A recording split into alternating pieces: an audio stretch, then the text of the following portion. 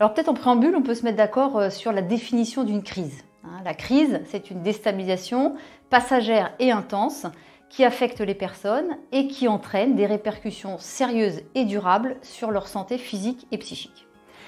Donc on voit bien que la période qu'on a vécue, de par sa brutalité, son intensité, la durée et le fait qu'elle nous a confrontés au réel de la mort, a fait choc pour bon nombre de personnes.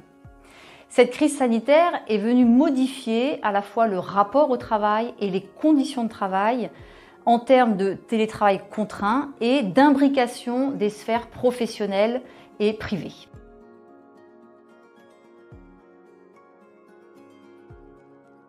Pendant la période, les problématiques évoquées en entretien se sont élargies. Bien sûr, des problématiques liées au rapport au travail, du fait d'être contraint de travailler dans son espace personnel et pour certains avec des conditions de travail dégradées.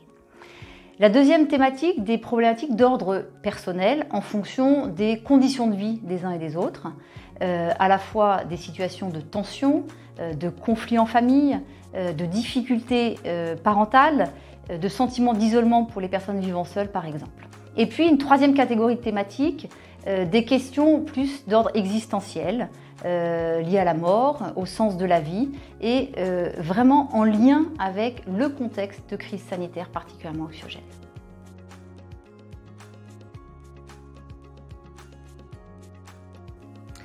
Alors l'activité des espaces d'écoute sur la période a été très dense et notre travail particulièrement important pour améliorer l'état de santé des personnes. À la fois pour abaisser le niveau de tension émotionnelle, pour stabiliser l'état psychique des personnes, bien sûr pour les apaiser et les réassurer et aussi pour les conseiller pour faire face aux événements durant la période.